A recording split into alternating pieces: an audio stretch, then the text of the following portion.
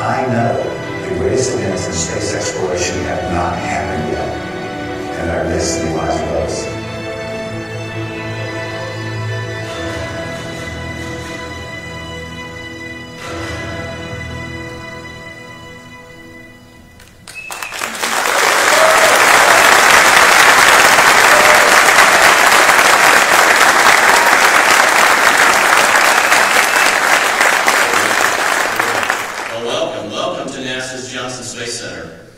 It's great you can be here with us today as we announce the astronauts who are going to fly the first crewed missions launched from American soil since 2011. A great day. We have some distinguished guests that I would like to announce. First of all, we'll start on the stage. First, NASA's Administrator, Jim Bridenstine.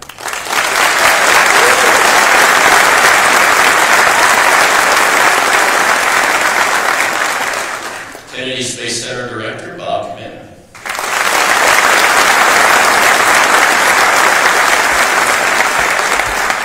Boeing Defense, Space and Security President and CEO, Leanne Curette.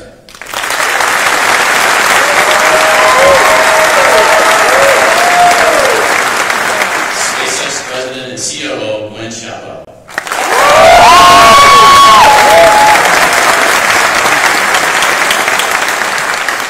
And in the audience, Senator Ted Cruz.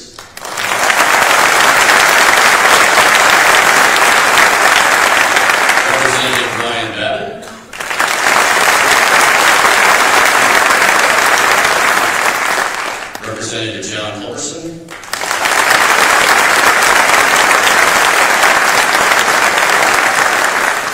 Representative Pete Olson.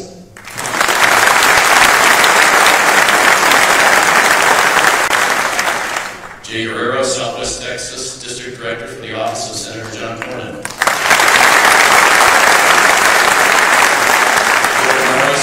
Booker Morris, District Director of the Office of Representative Sheila Jackson.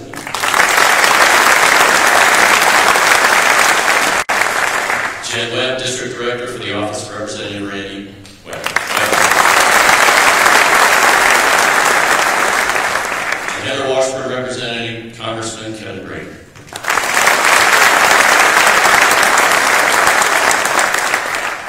Texas State Senator Sylvia Garcia.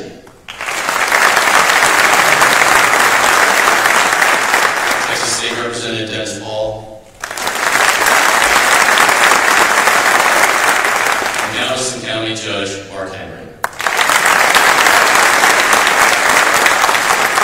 I also want to mention some key leaders that are here today from NASA. I'll start with the Director of Flight Operations here at JSC, Brian Kelly.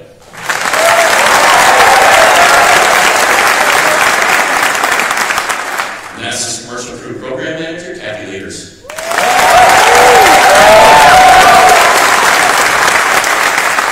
And NASA's International Space Station Program Manager, Kurt Sharn.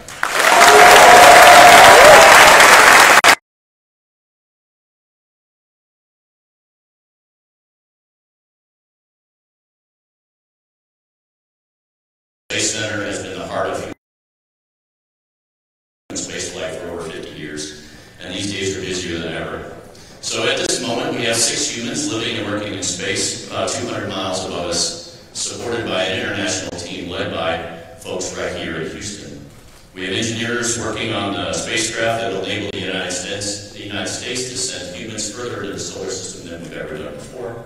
And NASA is on the verge of sending astronauts to low Earth orbit on 2 different American-made spacecraft. This is just the beginning of the daring missions that this country is embarking upon. Through the Commercial Crew Program, our astronauts and engineers have been working hand-in-hand with Boeing and SpaceX companies to develop these first commercial crew vehicles capable of carrying humans in space. SpaceX's Crew Dragon and Boeing's CST-100 Starliner. Now we're ready to assign the crews for the first flights, but the launch is only the beginning. They'll be going to the International Space Station, and these spacecraft will allow us to expand the station crew and really get stationed to its full capability. Space Station is where we are continue to set records on crew time for utilization and research, where we're increasing our knowledge of how to live and work in space, doing groundbreaking research to improve life on Earth, and fostering the new commercial market through the National Lab, commercial cargo, and now commercial crew programs. So the Space Station program program is a great example of how NASA can unite with common goals with both international and commercial partners to allow the United States space program to accomplish incredible feats. So it's an exciting time for human spaceflight and an exciting time for our nation. Now I would like to introduce my friend, KSC Center Director Bob Cabana, who also happens to be the commander of STS-88, which was the first crewed flight to the International Space Station. Bob Cabana.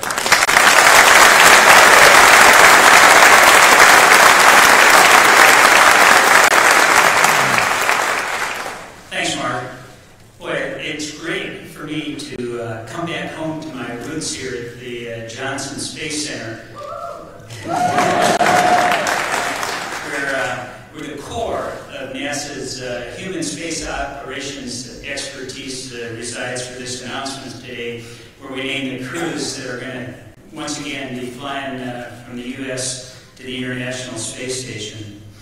The NASA's commercial crew program has been an outstanding partnership between Kennedy and Johnson Space Centers, along with propulsion support from the Marshall Space Flight Center in Huntsville. Together, we're delivering on the critical task of providing the capability to fly our crews on a U.S.-built rocket and spacecraft from U.S. soil on Florida's Space Coast to the International Space Station, so we no longer have to rely on our Russian partners to get our crews to space. NASA, Boeing, and SpaceX have pulled expertise from across the nation in the development of the CST-100 Starliner and Crew Dragon systems, spurring innovation and economic growth and expanding U.S. leadership in space. Kathy Leaders and her team have done an absolutely outstanding job implementing a new way of doing business to fly humans to space. You know, it's pretty amazing when you think about it. In all of human history, only 3 nations have flown humans to space: the United States, Russia, and China. Yet today in the United States, we have 3 U.S. companies building capsules to take humans to space. SpaceX and Boeing with the Starliner and Crew Dragon taking crews to the International Space Station, and the program that's here that Mark mentioned, Lockheed Martin with the Orion spacecraft on the SLS rocket that's going to take us back to the moon and on to Mars.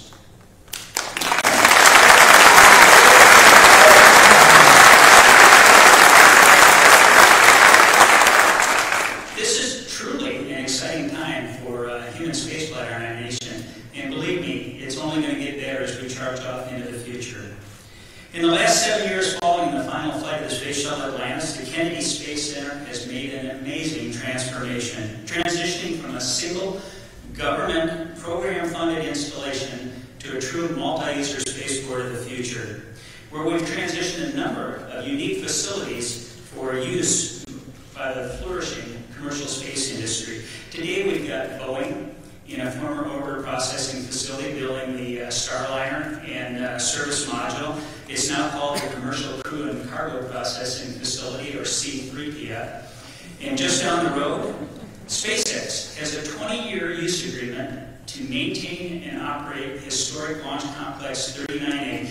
They've already had 14 successful flights off that pad, and in the not-too-distant future, they're going to be flying the first test flight of the Crew Dragon on the Falcon 9 from pad 39A. Can't wait to see that happen. Announcing the cruise today is an important milestone in our journey of exploration, and it's great to be back in the home of America's astronaut corps to make this announcement. In fact, the only way I think it could be better is if I were on one of those assigned crews. To all the newly assigned crews, my sincere congratulations. Thanks for your efforts as you narrow your focus to a specific spacecraft and apply your test pilot development skills on the specific vehicles that you're going to be flying in space. I sure wish I could be flying with you. Again, my congratulations, and keep charging.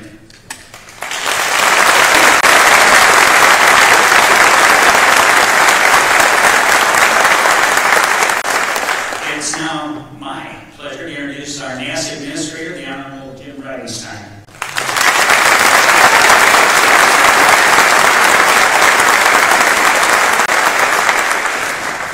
Thank you, Bob and Mark, for those wonderful words. What an exciting and an amazing day.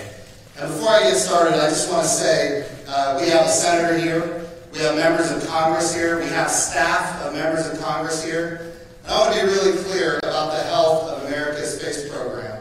Because of the hard work of the folks that are here and so many others, and an administration is absolutely committed to space exploration, the health of NASA and our space exploration program is as strong as it's ever been, and it's getting stronger every day. So thank you to the representatives and the senators who make that happen. We appreciate you.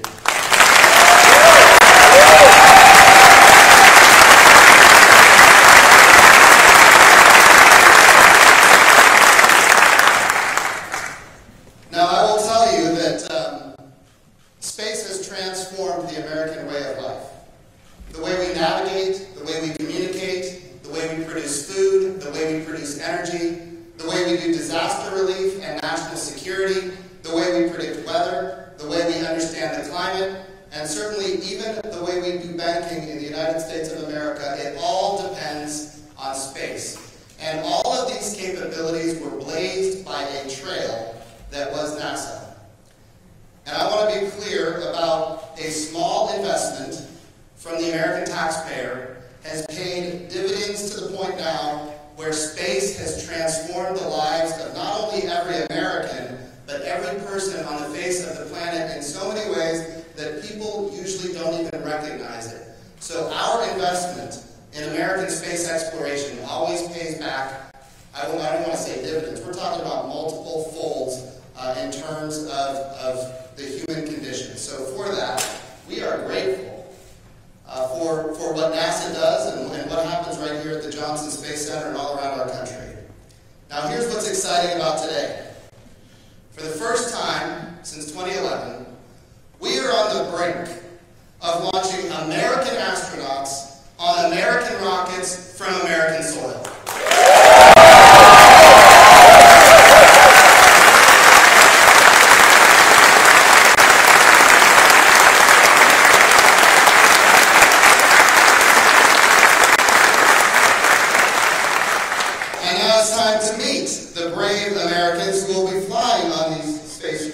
Developed right here in the United States. With Mark Geyer, Bob Cabana, Leanne Corrett, and Gwen Shotwell, please join me up here.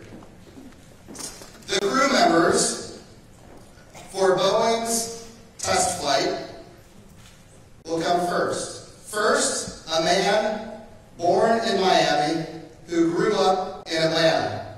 He's a retired Air Force colonel who served as a test pilot and a fighter pilot. He was selected as an astronaut in 2000. He piloted the Space Shuttle Endeavour for the STS-126 mission and the Space Shuttle Discovery on its final flight, STS-133. Introducing NASA astronaut Eric Bowe.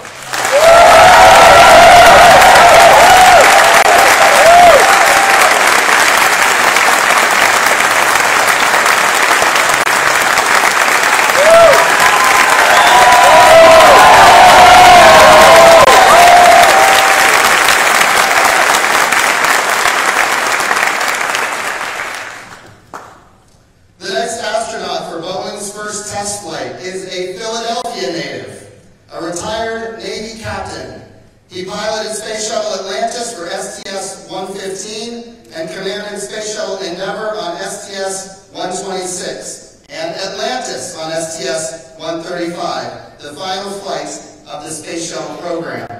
He has been an integral part of Boeing's CST-100 Starliner program, introducing Boeing astronaut Chris Ferguson.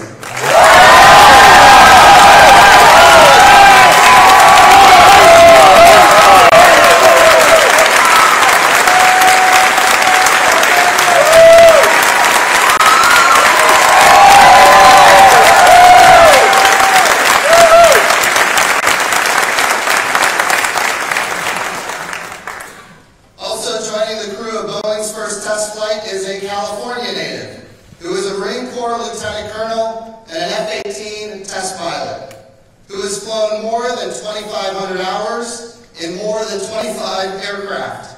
This is her first space flight. Introducing NASA astronaut Nicole Anapu Mann.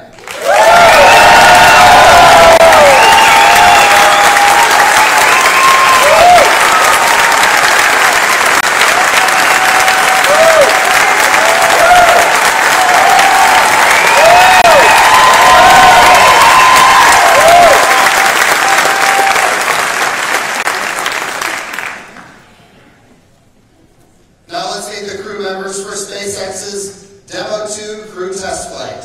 From St. Anne, Missouri, he is an Air Force colonel and flight test engineer who was selected as an astronaut in 2000. He flew aboard Space Shuttle Endeavour twice, first on STS-123 and then on STS-130. Introducing NASA astronaut Bob Behnken.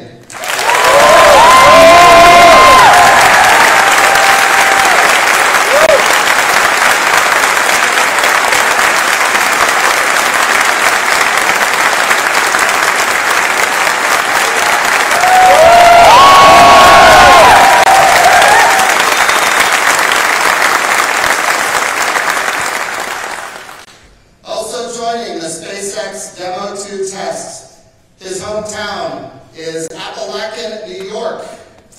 He is a Marine Corps colonel and test pilot. He was selected as an astronaut in 2000. He piloted Space Shuttle Endeavour for STS-127 and Atlantis for STS-135, the final Space Shuttle mission. Introducing NASA astronaut Doug Hurley.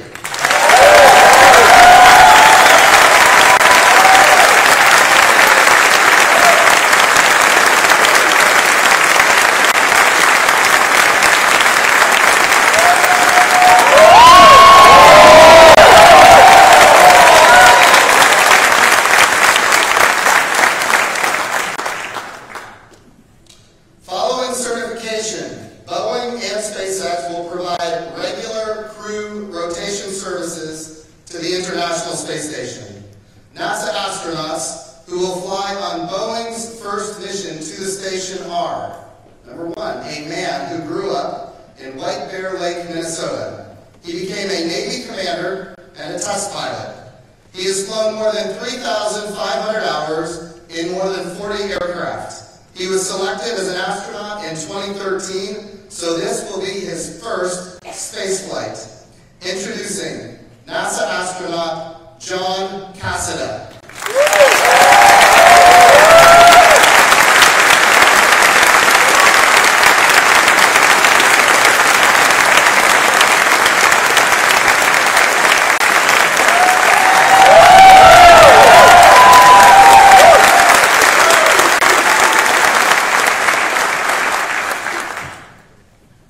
The second crew member on this mission was born in Euclid, Ohio, but her hometown is Needham, Massachusetts. She is a retired Navy captain and a test pilot who was selected as an astronaut in 1998.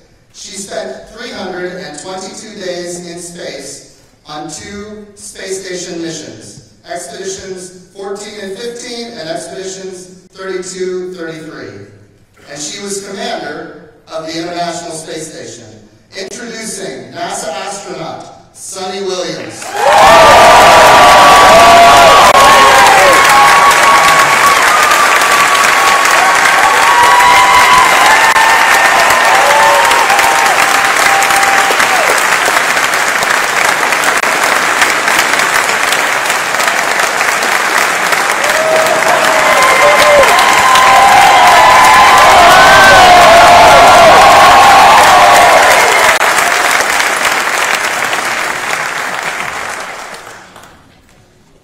And finally, we're going to meet the NASA astronauts who will fly on SpaceX's first mission to the International Space Station.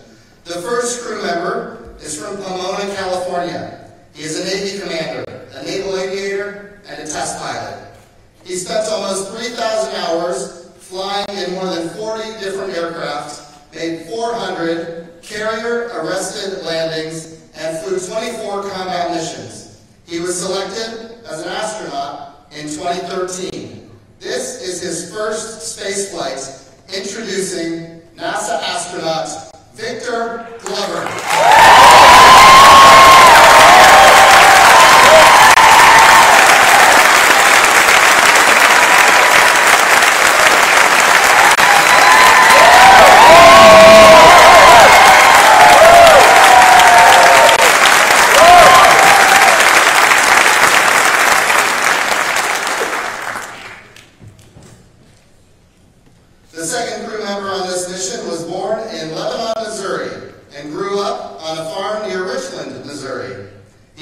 Force colonel and a flight test engineer. He was selected as an astronaut in 2009. He spent 166 days on the International Space Station for expeditions 37 and 38. Introducing NASA astronaut Mike Hopkins.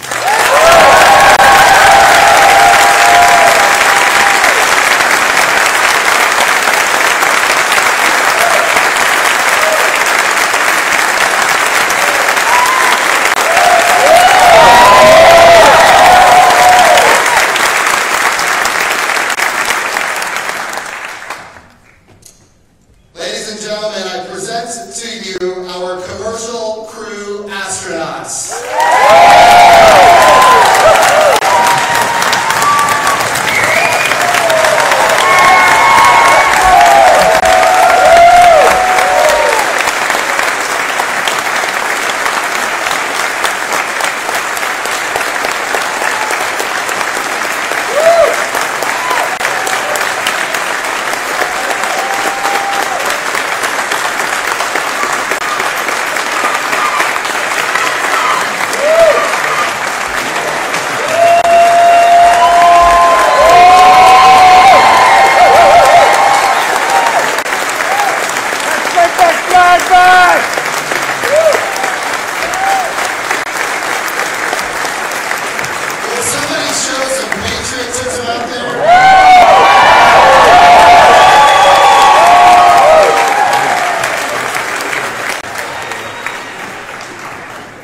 Well, I bet you guys feel really good right about now.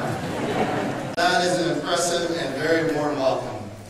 So I've got a few questions. We're going to not just introduce the astronauts, we're going to get to know them a little bit, if that's okay. So the first question I have goes to Nicole Mann and Doug Hurley. Only 7 astronauts in history have been the first to fly on a brand new U.S. spacecraft. Nicole, you're the first flight on the Boeing Starliner, and Doug, you're the first flight on the SpaceX Crew Dragon. How does it make you guys feel? And why don't you share with us how it feels to be just part of this very small group of individuals who have done such amazing things? Nicole? Well, I have to tell you, sir, it's absolutely an opportunity of a lifetime. I couldn't be more excited to join the NASA Boeing team and to be involved in the test and development and then to be there on launch day and to experience the result of all that hard work. It's going to be a proud moment for the team. It's going to be a proud moment for America. So I'm just grateful to be able to help usher in this new era of American spaceflight. And I don't know about you, Chunky, but I think as a test pilot, it doesn't get any better than this. No, it really doesn't. The first flight is something you dream about as a test pilot, you know, and you don't think it's ever going to happen to you, but looks like it might. And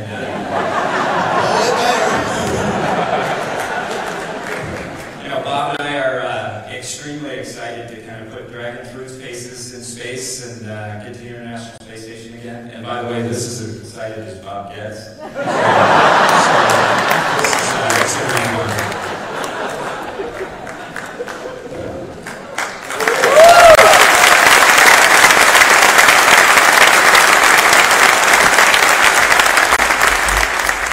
Bob, you're going to get the microphone soon.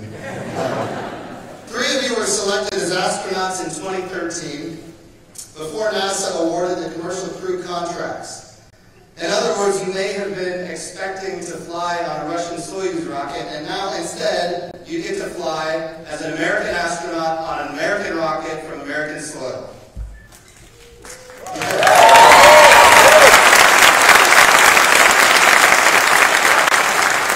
Josh and Victor, we'll start with Josh. Tell me your feelings on this. What does it mean to you to actually, when you joined, you thought you might be flying on a different rocket, now you get to fly on an American rocket. What does that mean to you?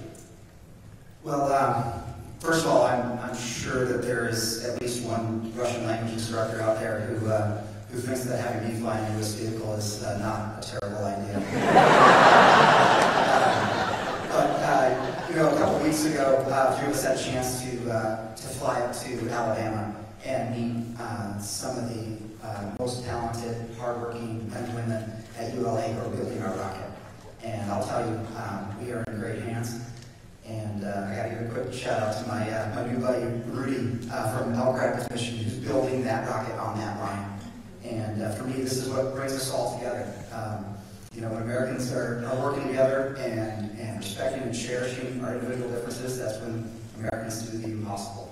And I am so honored to be a part of that, along with all my colleagues here. And I'll tell you, being able to launch to the International Space Station from U.S. soil, I can't imagine a better honor, and we're ready.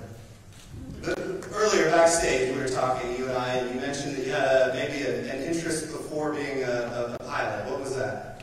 Yeah, in my previous life, I did physics, and I miss it. And it looks like we get a chance to do a little bit up there when studying IRA. So that explains the humbleness. He's a physicist before he was a Navy pilot. All right, Victor, you have the same opportunity. You're going to be flying on an American rocket. Share with us what that means to you. Well, sir, first and foremost, I'm just grateful to God and to my family and to our leadership for the opportunity to work for NASA, period. And to work and live in space is just a humbling and amazing blessing in and of itself. And now to have the opportunity to work with these great companies on something that's so important to our nation and to NASA, this is the stuff of dreams. Like Duke said earlier, this is a test pilot's dream. And I'm just excited, like Josh said, to get to work making it a reality. Just so everybody knows, Duke is Nicole Mann. That's a call sign, so I guess the Navy never left them, or the Marine Corps in Nicole's case. Good, excellent. For some of you, the last spacecraft you flew was the Space Shuttle, which was designed in the 1970s. Bob, can you tell us about the advancements in the technology and design of the SpaceX Crew Dragon? Well, first, I'd probably like to say that the Space Shuttle, actually, I think what we've really discovered, at least in my part over the last 3 or 4 years, kind of working commercial crew, is that vehicle is really capable, and it's super hard to try to duplicate it in just a short period of time that we've had. You know, it had decades to kind of mature to where it was when we got our chances to fly it, those of us who did towards the end of the shuttle program. And it's hard to kind of create a vehicle that accomplishes the mission that vehicle did so wonderfully and so majestically. The thing I'm really looking forward to, though, is that I think the way we described the space shuttle was that there are about 3,000 switches inside, and there was no situation that the astronauts couldn't make worse by pushing the switch at the wrong time. And I know that Doug is probably thinking this about me, and I'm thinking it about him. That we're grateful that the next vehicle that we're going to fly on is going to be a little bit more automated, have quite a bit less switches, and doesn't put us up to trying to double check each other to make sure we're not making something to just one switch throw worse. So I'm really looking forward to that, and it's just a big challenge trying to defeat the space shuttle with one of these new ships. It's like a glass cockpit. It's like flying an iPhone, right? Yes, it is absolutely like flying the iPhone. I think I look forward, sir, to getting you down there at some point out in Hawthorne, and maybe you can sit next to us in the cockpit and go through flying the iPhone to dock to space station.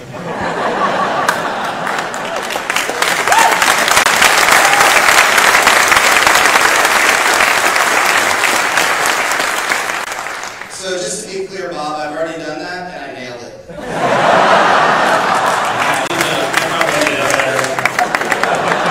I'll be putting in my application. Chris Ferguson, you've been very involved in the development of the Starliner. Share with us kind of the differences and how you see it compared to the space shuttle. Well, I think first and foremost, with 40 years difference in avionics and technology, we squeezed a lot more into a smaller ship, so you see a lot of that, a lot more capability in terms of what the vehicles can do.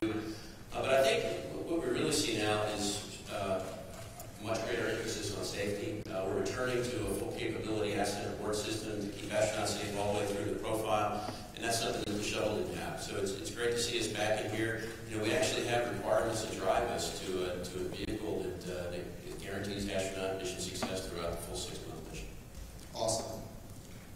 So, since 2015, and I think this is important for everybody in this audience to understand, these astronauts don't just fly the vehicles, they're involved in the development of the vehicles, they work side by side with the companies as they're making very critical decisions for their safety and for the capabilities of the vehicles. So since 2015, 4 of you have been working side by side with these companies as they developed and tested their spacecraft. Now, you're getting ready to actually fly them. Eric Bowe, tell me how it feels to finally get to this point where where you're ready to strap it on and fly. It's amazing to have the opportunity to get to this point, and watching the small incremental changes come together to make revolutionary change is just an amazing thing. And to me, spaceflight's about people. And so these last few years, watching the people, watching the teams come together, and now we're getting close to spaceflight, and I'm looking forward to the journey. Awesome. Mike and Sonny, you have already flown space station expedition missions. What capabilities do these spacecraft bring to the space station? We'll start with Mike Hopkins. Yeah, well, first I'd like to say I want to also thank my family for being here today, and I got to say I'm looking forward to being able to share the experience of ISS. You just made the rest of us look really bad. Was not my intent. It's pretty amazing if you think about it. The space station has been crewed since November of 2000. And commercial transportation to and from the space station is going to enable us to maximize the benefit of that orbiting laboratory. And then these spacecraft, in addition of not only taking the human resource, the astronauts to the space station, it's also going to enable us to take the science experiments up and bring some of that critical research home. That's awesome. Sonny? I'm just really excited that we're actually going to be able to take these spacecraft and show them off to our international partners, have them ride with us to the International Space Station. Then that's going to help all of us understand a little bit more about how we live and work in space, and further on for our next program, Orion and SLS. So there's a lot to be done, and we're just the beginning. Awesome.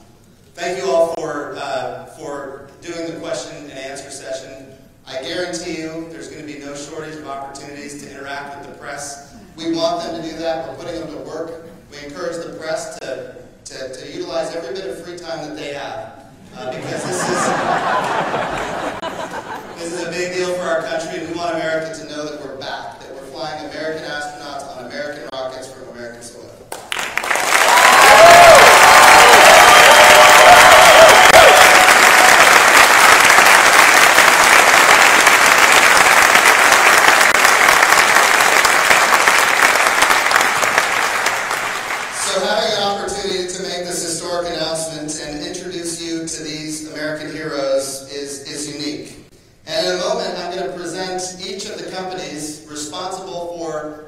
Helping us accomplish this astonishing achievement with an American flag. And here's what we want. We want that American flag to fly on the first test flights, and we want those American flags to come home and be presented for posterity in the facilities of our commercial crew partners. So we're going to do that in just a minute, but first, I want to thank you for joining us, Leanne from Boeing, and I would like you to come up and maybe make a few comments about your involvement and how excited you are about this opportunity.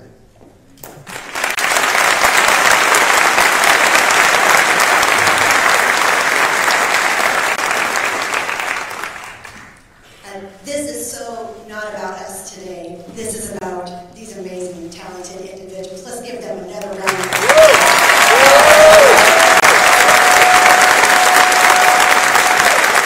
Thank you to Administrator Bernstein, everyone who has been part of this journey for so many years. My personal congratulations to this extraordinary set of men and women standing here whose talents, perseverance, resilience are going to help shape us for generations to come. I'd also like to give a shout out to the Boeing Starliner partners here. This is just such an incredible opportunity for me personally as well as for our company. And I'm also excited to see the Starliner added to their impressive resumes to join their flights on F-15s, 18s, B-22s, you name it, you all have flown it, and we are just thrilled to be with you for the long run. I'd also like to give a shout out, in addition to Nicole, Eric, Sonny, and Josh, to Chris Ferguson. We were blessed, so very blessed, to bring him into the Boeing family a few years back, and he's just been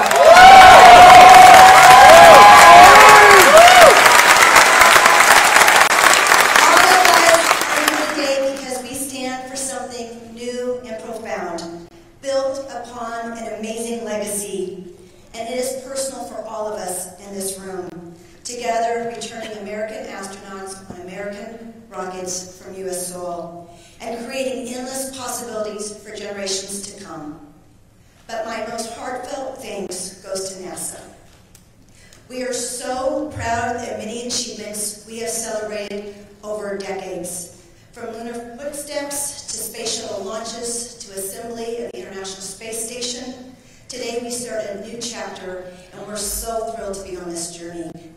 so very much.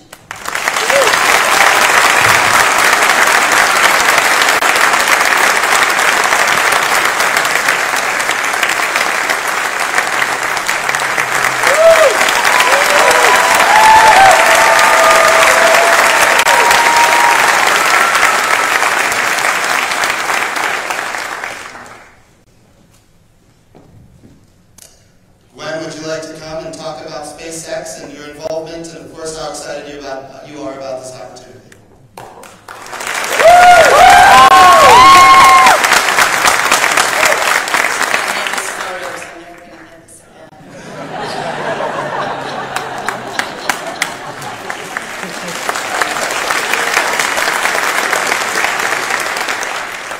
So, games aside, the 7,000 women in SpaceX understand what a sacred honor this was for us to be part of this program and for us to fly you. So thank you very much. We take it seriously. We won't let you down.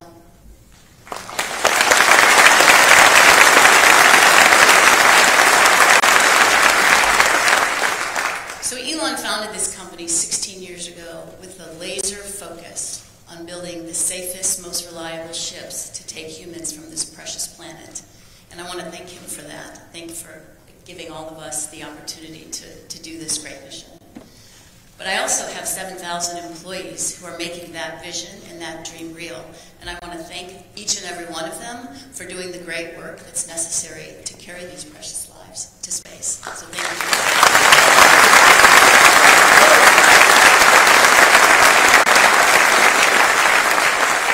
These folks give their heart and soul every day, sometimes 7 days a week, to make this work and to do the right thing. And when you come into a SpaceX facility, whether it's an engineering site or a factory or launch test landing site, you feel that. You feel that passion.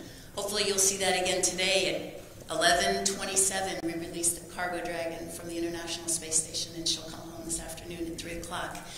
It's incredibly exciting, absolutely exciting. This November, we target a launch of the first demonstration of the Crew Dragon. And I can tell you, predicting launch sites can make a liar out of every one of us. I have been proven one. But it's where we're headed. It's right upon us. We had our quarterly this week. And for the first time in years, it felt real. It's real. It's right here. But we didn't do this on our own. I'm thanking the SpaceXers who make this real, but there's hundreds, if not thousands, of NASA folks who have worked with us closely, actually since 2006, because the Crew Dragon leads to the Cargo Dragon. For all those folks that have worked incredibly hard and continue to work incredibly hard to get this vehicle and this system lifted off later this year, I wanted to thank you all for that.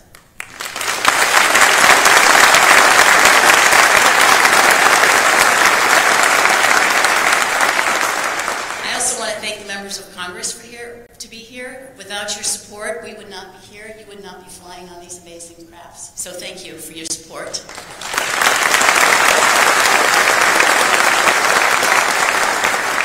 And thanks to the American public for your patience, your dedication to allowing us to finish this job. We're not going to let you down at Astra.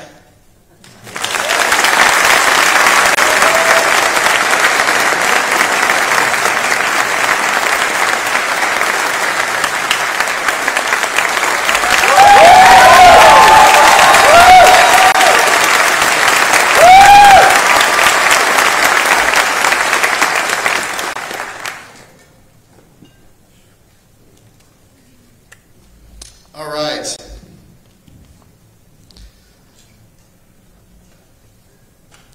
Well, I can't wait to have these astronauts flying our rockets to the International Space Station for the first time since 2011. What an amazing, amazing day, amazing opportunity. I hope all of you understand the excitement. It's not just the people in this audience. It's Americans all across this country that are ready to start flying in space again, and we're so grateful that you're willing to step up and accomplish the job. Final applause before I turn it over to Mark Geyer.